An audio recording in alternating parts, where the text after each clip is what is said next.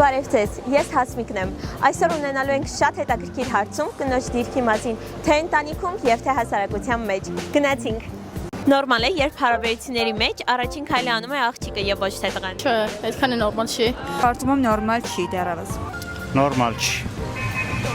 Նորմալ է։ Նորմալ է, երբ սրճարանում հաշիվը փակում է աղջիկը եւ ոչ թե տղան։ Նորմալ է։ Նորմալ չի։ Ասում եմ, որ որոշ իրավիճակներում կարող է երբեմն լինել նորմալ։ Նորմալ չի։ Նորմալ չի։ Նորմալ չէ։ Նորմալ է, երբ որ ամուսնությունից հետո կինը ամուսնու ծնողներին ասում է մամա եւ պապա։ Կարող է լինել նորմալ։ Նորմալ է։ Նորմալ է։ Նորմալ է։ Նորմալ է։ Իսկ նորմալ է, երբ որ ամուսնությունից հետո տղամարդն է կնոջ ծնողներին ասում մայրիկ եւ հայրիկ։ Կարծում եմ, չէ։ Նորմալ չի։ Նորմալ է ինձ թվում է։ Նորմալ է, երբ որ ընկերդ ավելի շատ ժամանակ է անցկացնում իր ընկերների հետ եւ ոչ թե քո։ Նորմալ չի։ Նորմալ չի։ Երևի հա, նորմալ է։ Նորմալ է, երբ երեխան կրում է մոր ազգանունը եւ ոչ թե հոր։ Շատ բարդ հարց եք տալիս։ Հա։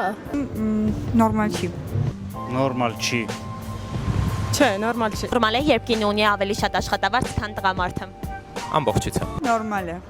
Նորմալ չի։ Նորմալ չի։ Նորմալ է, երբ ընտանիքում ֆինանսական պատասխանատվությունը ընկած է աղջկա ուսերին եւ ոչ թե տղամարդու։ Նորմալ չի։ Ում կարծում եմ ոչ ցանկալի է որ տղամարդը ինքը ստանձնի այդ պատասխանատվությունը։ Նա կարծում եմ հավասարապես պիտի լինի։ Նորմալ չի։ Չէ, նորմալ չի։ Նորմալ է, երբ երեխաների դաստիարակությամբ հիմնականում զբաղվում է կինը եւ ոչ տղամարդը։ Ես կարծում եմ որ երկու կողմերի ներգրավվածությունը պետք է։ Կարող է լինել նորմալ։ Նորմալ է, որ ընկերը կամ ամուսինը կարող է չթողնել իր ընկերուհուն կամ կնոջը աշխատել։ Ես դեմ չէի լինի, այո։ Նորմալ չի։ Նորմալ է։ Նորմալ չի։ Չէ, նորմալ չի։ Ողջույն, այսօրվա մեր հյուրն է Արփինե Գալաֆյանը եւ խոսելու ենք բռնության մասին, թե ինչ ձևեր է բռնությունը ընդունում արվեստի, պատմության եւ նույնիսկ կրոնի մեջ։ Ձեզ բարի դիտում։ Ողջույն Արփինե ջան։ Բարև Նարեկ ջան։ Այսօր հավաքվել ենք, որ քննարկենք բռնությունը եւ բռնության ձևերը։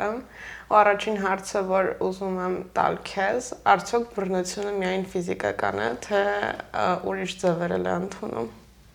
Հա, բռնության մասին մենք այտենց ոգեշնչվեցինք խոսել, որովհետև մի հատ հարցում էինք արել, որտեղ որ տարբեր պատասխաններ էին գալիս ու դրանց նայելուց մտքովս անցավ, որ մարդիկ շատ հստակ տեսնում են ինչա ուղիղ բռնությունը, բայց կան նաև բռնության անտեսանելի ձևեր, որոնք որ մեծ մասամբ չենք նկատում։ Օրինակ, երբ որ մարդկանց ասում ես արդյոք նորմալ է ինչ-որ մեկին ծեծելը, սովորաբար ասում են չէ, չի կարելի ծեծել, բայց երբ որ ասում ես նորմալ է, որ մարդը օրինակ աշխատի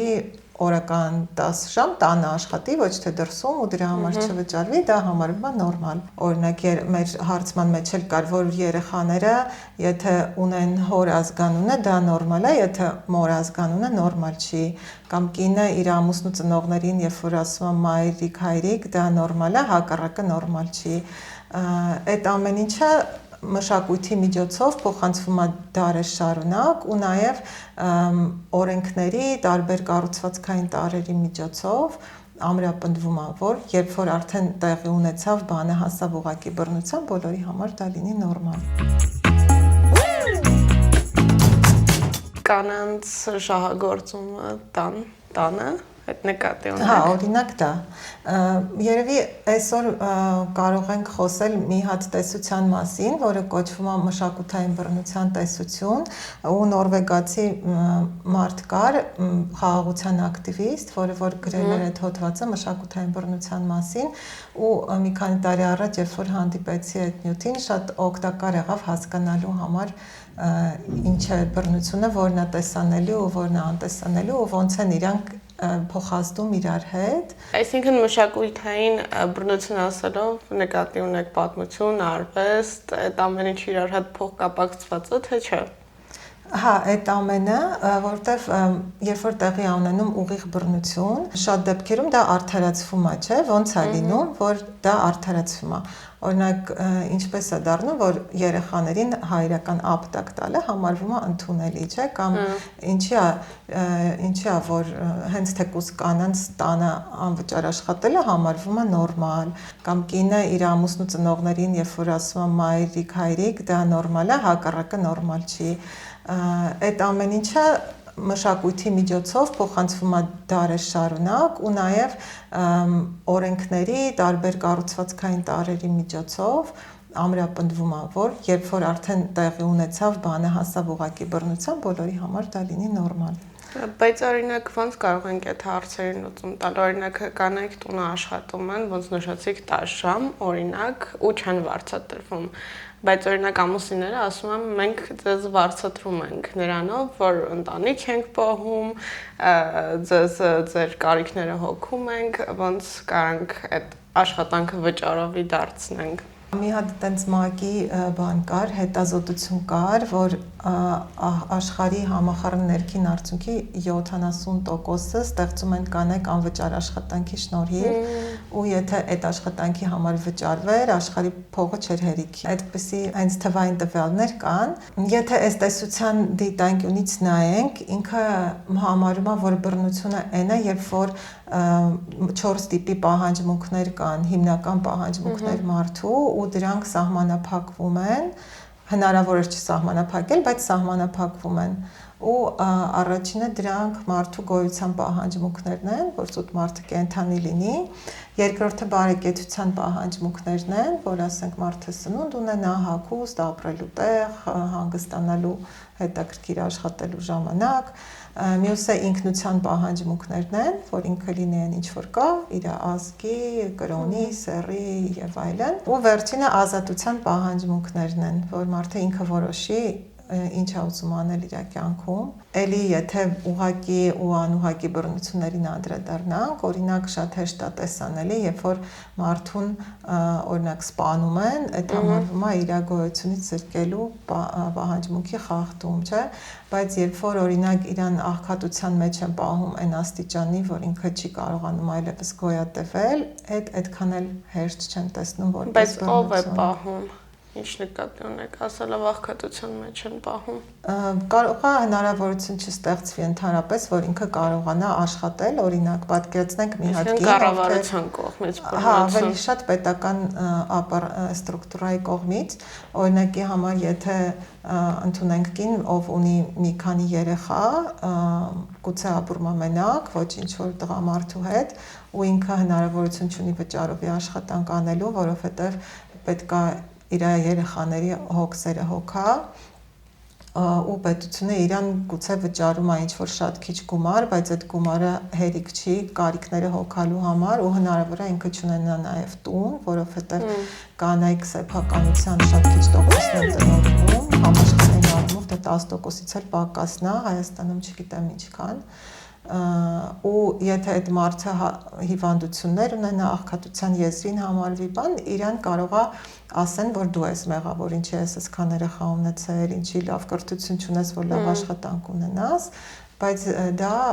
օրինակ կառուցվածքային բռնության մի հատ ձև է, էլի համակարգը այնպես է սարքված, որ մարդը ուղղակի չի կարողանում իր կյանքի պահանջները բավարարի։ Բայց ինչ լուծումներ կառաջարկեք, որ այս ամենը տեղ չունենա։ Հա, դե լուծումները ինձ թվում է դժվար է ասենց ոտքի վրա առաջարկել, բայց իրանք կապված են ամբողջ համակարգերի, հասարակության համակարգերի փոփոխության հետ, բայց ինձ թվում է ամենակարևորն է նկատել, որ դա նորմալ չի, որ դա բռնություն է օրինակ։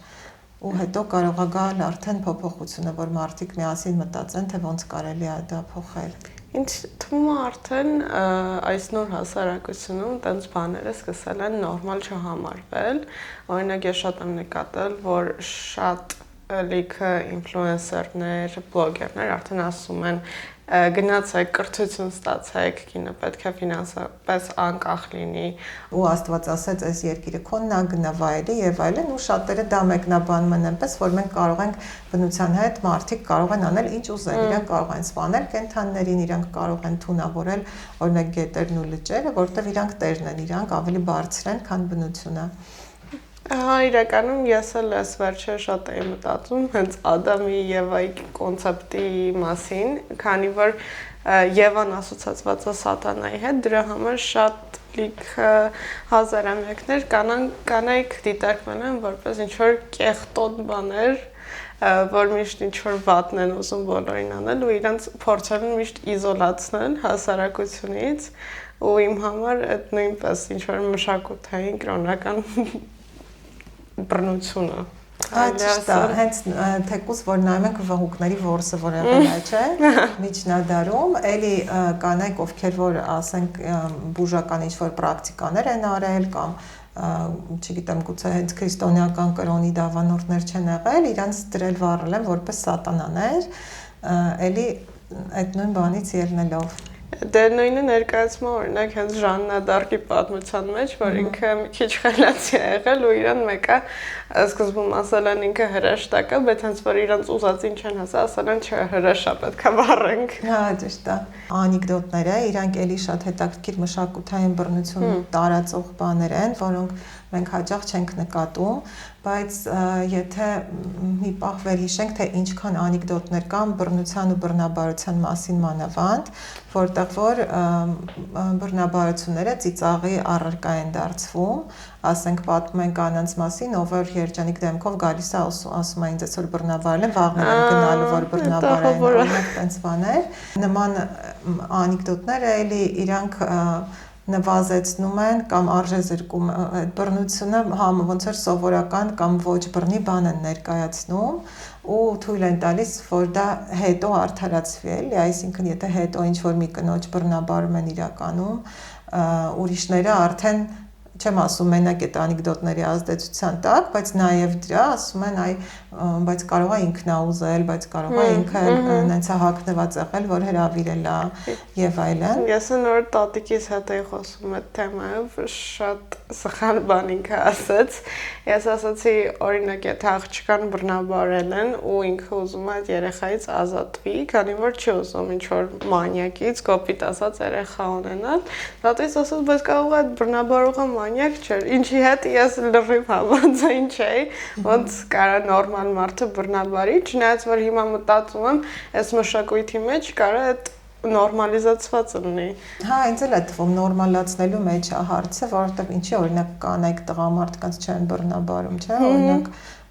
մենակ ուժի հարցը չի, հարցը, որ մարդ իրեն թույլ է տալիս դա անել ու դա համարում է ընդունելի։ Հնարավոր է տղամարդիկ ինչ որ մի հատվածը դաժե չի համարում, որ ինքը բռնություն է գործադրել, մտածում է տենց պետք է լինի, որովհետև էլի նույն մշակութային, ասենք, գրականության եւ այլնի տեքստերով համարվում է, որ երբ որ կինը ասում է ոչ, դա չի նշանակում ոչ, դա նշանակում է այո։ Քաղցնելու culture-ը։ Հա։ Մինչև հիմա Հայաստանի գյուղերում այդ տեղ ունի, ինչը շատ տխուր է, որովհետև ինքը հենց բռնաբարություն է։ Հա։ Բայց ես մտածում եմ, որ մենք կարանք ես վերջ տանք սրան, որովհետև շատ դեպքերում արդեն ահա որ տրավմատիկ է դառել աղջիկների համար էս ամեն ինչը, քանի որ մեդիայի զարգացման հետ իրանք հասկացել են հասկանալ, որ այդ նորմալ չէ այդ ամեն ինչը, բայց հələ հասարակությունում նորմալ է։ Հա, ինձ էլ է թվում կարելի է վերջ տալ, միևնույն ժամանակ պետք է գիտակցել, որ մշակութային փոփոխությունները իրանք շատ դանդաղ են տեղի ունենում, ճիշտ է հիմա, քանի որ մեդիան ավելի էլեկտրոնային է դարձել, մարդիկ այդքան գիրք չեն կարդում եւ այլն ու նոր ինֆորմացիան շատ է գալիս, բայց միևնույնն է մենք միշտ առնչվում ենք տարբեր սերունդների հետ, արժեքները ստանում ենք նախորդ սերունդներից ու նույնիսկ ներկա ժամանակում, ասենք նույն պոռնոգրաֆիայի մշակույթն ահա որ տարածված ու շատ երիտասարդ տարիքից, որը որ էլի բռնության մշակույթ է։ Լիք մարդ կա, որ կողմ է պոռնոգրաֆիայի զարգացմանը, քանի որ այդ կանխում է հենց այդ բռնաբարությունների շարքը, նույնպես երեխաների կողմ ոտնձգությունները, ինչ կարծիք եք, դուք ոնց եք վերաբերվում։ Mainstream պոռնոգրաֆիան ինձ թվում է ինքը լրիվ բռնությունն է, որովհետև դրա մեջ համարյա ազատ կամքի դրսևորում չկա ու հիմա նաև շատ տարածվում է դեռահասների մասնակցության պոռնոգրաֆիկ նյութերը, ինչի որ էլի նորմալացնում է, որ մարդը կարողանա իրական կյանքում եւս դեռահասի հետ սեռական հարաբերություն ունենա ու հաճախ ոչ այդ մարդու համաձայնությամբ կամ էլ չի թույլատրվում, չէ, որ չափահաս մարդը դեռահասի հետ սեռական կապ ունենա ընդհանրապես։ Օրինակ կա ֆեմինիստական պոռնոգրաֆիա, որը որ լրիվ ուրիշ ձևի է կառուցված։ Գիտեի որ տենց բան կա։ Ֆեմինիստ porn կա, այնտեղ նախ կան տարբեր մարմիններ, օրինակ կլասիկ պոռնոգրաֆիայում միշտ որոշակի գեղեցկության ստանդարտներով մարմիններ են, չէ՞ լինում տղամարդիկ ու կանայք որոշակի դերեր կա, որոնք որ խաղում են ֆեմինիստական պոռնոգրաֆիայում շատ մեծ բազմազանություն կա մարմինները, դերերը, միշտ գոյություն ունի համաձայնությունը, կոնսենտը, նաև հաճախ լինում է, որ մարդիկ իրական զույգեր են լինում ու իրանց մեջ սեր կա, ջերմություն կա, այսինքն տենց տեսնում ես նաև ջերմ հարաբերություն, բայց նաև սեռական հարաբերություն, ուղղակի այդ ձևի պոռնոգրաֆիան տենց տարածված չի, որ դու մտնես Google-ում գտնես ու այսինքն եթե feminist porn search դաս երևի կտեսնես բայց այդ որտեղ են հրապարակում այդ ինչ որ նոր բանա որ սկսել են անել ֆեմինիստները թե չէ մի քանի տասնամյակ անում են արդեն ուղղակի պետք է իմանալ այդ փնտրել ճիշտ ասած ես պլատֆորմների անունները չեմ հիշում այս պահին բայց ինձ թվում է եթե հենց feminist porn մարդիկ փնտրեն կգան ինչ որ հարթակներ կան էլի Ես իրականում ընդհանրապես կյանքում չէի լսել այդ ժանրայի մասին, բայց լավ է, որ այդ ուղղությամբ արդեն սկսել են աշխատել։ Իրականում հիմա նույնպես շատ կանայք կան, որ OnlyFans-ն իրանց բացում ու սկսում են իրենց հրապարակել ու իրանք միլիոնավոր follower-ներ ունեն ու իրանք իրենց մասին արտահայտում են որպես ֆինանսապես անկախ կանայք, ովքեր տղամարդկանց հաշվին են ապրում։ Մի քանի հոգի կա, ովքեր շատ հայտնի են ու իրանք ոնց որ իրենց մերկ լուսանկարներն են հրապարակում, տենց հարթակ կա OnlyFans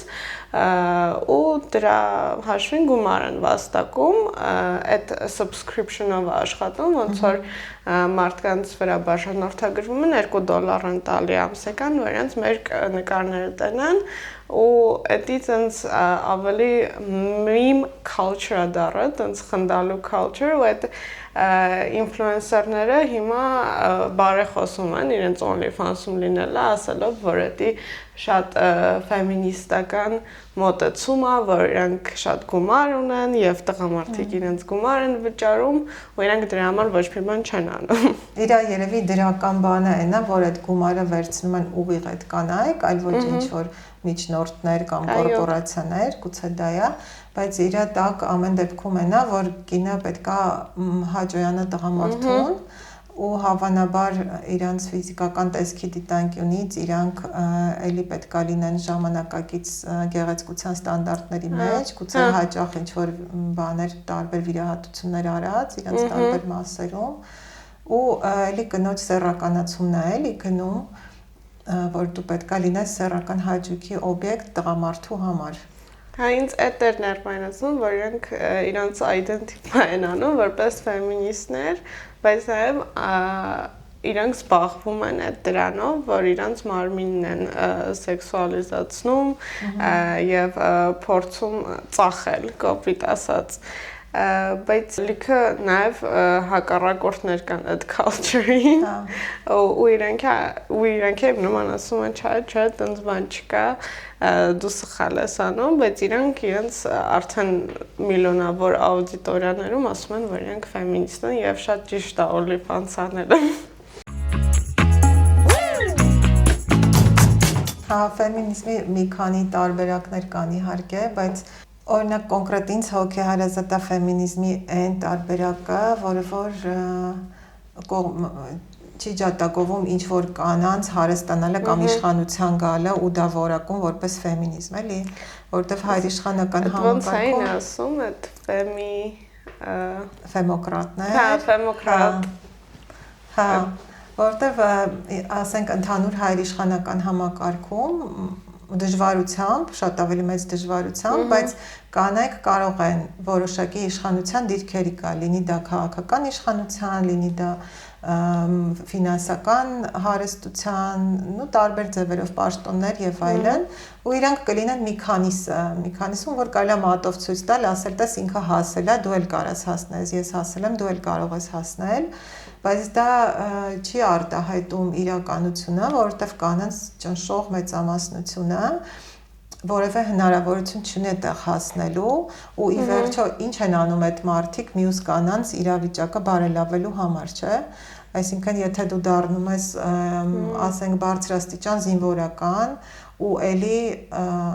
ասենք ռումբեր ես ուղարկում գցում Պաղեստինի վրա կամ ինչ որ մի ուրիշ տարածքի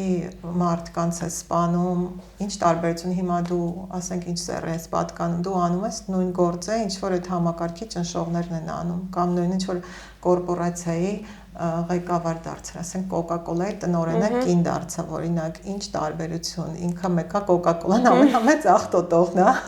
Բայց օրինակ բարձրաստիճան կանայք ոնց կարող են օգնել մնացած կանանց, այսինքն իրանք ինչ որ մոտիվացիա կարող են տալ, բայց բացի դրանից էլ ինչ օգնություն իրանք կարող են անել։ Որ անկեղծ ասեմ, ինձ թվում է այս համակարգի մեջ դա հնարավոր չի, որովհետև համակարգը այնպես է կառուցված, որ իր մեջ լինելով շատ դժվար է իրան փոխել, եթե ոչ անհնար։ Բայց լինում են օրինակ պատգամավորներ են եղել, որոնք որ օրինակ Ֆրանսիայի մի հատ պատգամավոր կին կար տարիներ առաջ, ինքը շարժումներն էր ներկայացնում, կուսակցական չէր, ինքը զուտ օգտագործում էր պարլամենտի հարթակը, որ խոսի, ասենք շարժումների մասին, օրինակի համար ֆեմինիստական շարժման, այն ինչ որ փողոցում ասելու էին չլսեր, ինքը պարլամենտում նստած էր մեդիան իր դեմը, ինքը այդ նույն բաները ասում էր, բարձ է իր ոչ օրինագծերն էին անցնելու, ոչ բան, բայց ինչ որ ձայներ լսելի էր կարողանում դարձնել այդ մարդը, նման ինչ որ տարբերակներ կարելի է մտածել երևի։ Այսինքն ով ինչ կարող անի։ Հա, ուղղակի շատ դժվար է, որովհետև ամեն դեպքում է մի քիչ տոքսիկ առնականության մշակույթի մեջ է, որ իրան դժվար է փոխել իր մեջ լինելով։ Դե իրականում բացի նրանից, որ դժվար է փոխել, հեշտ կլիներ փոխել, եթե այդ մշակութային պահերը չլիներ, այսինքն հենց կրոնը ինքը արդեն եզրափակում է կանանց իրավունքները ու ոնց կարող ենք փոխել, ես էլ չգիտեմ, իրականում ճիշտ էլ չի ասել, որ չգիտեմ, կրոնը վատն է, որովհետև շատ լիքը ֆեմինիստ կանայք կան, որ օրինակ քրիստոնյա են։ Հա, այդպես ֆեմինիստներ կան, որ իրանք ավետարանը գրել են, փոխել են ավետարանը, ոնց որ այն դիտանկյունից, որ կանայք սատանայական չհամարվեն կամ ավետարանից հանել են այն մասերը, որտեղ որ առանձնացրել են այդ մասերը, որտեղ կանայք ավելի դրական են ներկայացվում, այդտենց աշխատանքներ են արվել, բայց հա երևի ինչ որ փուլում պետք է ավելի քննադատորեն մոտենալ կրոնին, միաժամանակ ընդունելով, որ մարդիկ կարող են հոգևոր ձգտումներ ունենալ։ Ես էլի որ կարդում եմ ինչ որ նյութեր դրանց ուժեղ կանանց մասին, իրանք ոնց որ ավելի stereotypical տղամարդու կերպարով են եղել, այսինքն իրենք մեկը չեն կարողացել լինել այն մարդը, ով իրենք կան, ու շատ դրվագներ եմ կարդացել, որտեղ իրենք չեն կարող ինչ որ կանացի ինչ որ խնդիրներից արտահայտվեն տղամարդկանց մոտ, որովհետև վախում են, որ իրենց authority-ն դրանից կարա վնասվի, նույն Մարգարետ Թետչերի օրինակով նենց է եղել, որ ինքը ահավոր խիստ կին է եղել եւ երբեք չի թողել, որ իր էմոցիաները դուրս գան իր միջից։ Հա, լրիվ ճիշտ է, որովհետեւ հայր իշխանության հետ միասին գալիս է կոչվում է դոմինանտ մասկուլինություն, գերակայող առնականությունն է, որ նորմը ընդունված է, հարգված է, դա ամեն դեպքում մասկուլինի կերպարն է եւ նույնիսկ եթե կինը ուզում է ոնց որ ասեցի պաշտոնի մեջ լինել եւ այլն, պետք է իրան պահի այդ ձև, որովհետեւ այն ինչ որ ֆեմինինն է, ինքը զզվելի է, օրինակ համար չգիտեմ, էմոցիոնալ լինելը, լուրջ չի, զզվելի է եւ այլն, այն ինչ որ մասկուլինն է, հարգված է։ Հա, ու դրա համար հենց ու ֆիզիկապես համակարգի մեջ լինելը այդքան բան չի փոխում, էլի։ Օրինակ մեծ հասարակությունը միշտ թելադրում է, թե որն է ճիշտ։ Ինչպես կարանք ավելի քննադատորեն մոտենանք այդ ճիշտին եւ փորձենք մենք մեր ճիշտը գծել, բայց նաեւ մնալ սոցիալ նորմաներում։ Ինձ թվում է շատ կարևոր է որ լինեն տարածքներ, այդ ձևի քննադատական ալտերնատիվ տարածքներ, համ ֆիզիկական առումով, համ էլ գուցե ոչ միայն ֆիզիկական առումով, որտեղ մեր կրթության համակարգը ու նաեւ հասարակությունը բավականին փակ են, օրինակ ես դպրոց, համալսարան եւ այլն ավարտելով ոչ մի այլընտրանքային ազդակներ չեմ ստացել, հիմնականում դա եղել է ուրիշ տեղերում կամ հասարակական կազմակերպություններ կամ արվեստային խմբեր կամ շարժումներ, եթե տվյալ պահին ակտիվ շարժումներ կան, ինձ թվում է դրանք շատ կարևոր են, իհարկե նաև կարդալը, ուրիշ երկրներից մարդկանց հետ առնչվելը, երևի կարևոր է ապահովությունը, որ լինեն մարդիկ, որ գիտես իրանց մոտ կարող ես հարցեր տալ, քննադատորեն ինչ-որ բաների նայել ու իրենք քեզ չեն մեղադրի դրա համար։ Բայց օրինակ շատ մարդկանց ես ճանաչում եմ, ովքեր այդ իրենց թելադրած ճիշտով են շարժվում, բայց ուրիշ ձև են մտածում, այսինքն պետք է նույնպես հաղթահարել այդ ամեն ինչը քո մեջ։ Հա, այդ շատ դժվար է, օրինակ բնապահպանության դիտանկյունից էի բան կարդում, հարցումներ, էլի հետազոտության արդյունք, որ մարդիկ կարող է համարեն, որ օրինակ վատ է, ինչ-որ գետ աղտոտելը կամ աղթափելը, բայց ինքը դա չի անի մենակ այն ժամանակ, երբ որ իր շրջապատի մարդիկ դա չանեն, այդպես սոցիալական էակներ ենք, էլի։ Հա, ու եթե շրջապատում բոլորը համարում են, որ ասենք բան նորմալ է, պետք է սենց լինի ձևը, հենց թեկուզ չգիտեմ, բռնության մասին անեկդոտներ պատմելը նորմալ է, մի հոգու համար շատ դժվար է ասել, որ դե օրինակ ես իմ վրա եմ մտածում, եթե բռնության մասին անեկդոտ պատմեն, ես դժվար մի 20 հոգու մեջ կանգնեմ, ասեմ, չէ, ինչ եք ասում, որովհետև արդեն դու էլ չկաս այդ շրջապատում։ Ոնց որ լինում է ժամանակ փչացնող, բոլորը զվարճանում են, իսկ դու կանգնում ես, սկսում ես խոսել լուրջ թեմաներից, երբ որ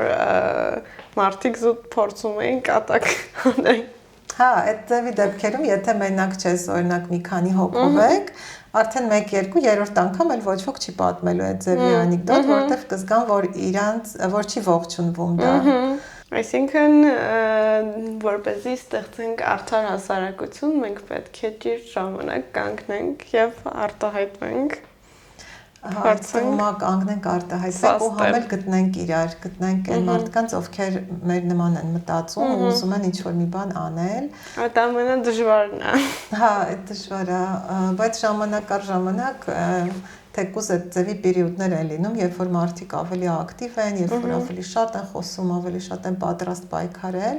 ու օրինակ այդ ժամանակներում ինձ համար եղել է ամենաշատ կրթվելու ու փոխվելու ժամանակները։ Ես ոչ մի ինստիտուտում չեմ եղել այդ ժամանակ, եղել եմ փողոցում, բայց կարող է 2 ամսվա մեջ ավելի շատ բան սովորած լինեմ, քան նախորդ 20 տարում։ Informal learning։ Այո։ Այսքանով կուզենայի վերջացնենք մեր այսօրվա էպիզոդը, շատ հաճելի էր քո հետ զրուցելը, շատ լիքը բաներ իմացանք ու հույս ունենք, որ ինչ-որ ամեն մեկը իր համար ինչ-որ բան սովորեց ու կկիրառի իրական կյանքում։ Մերսի։ Մերսի շատ։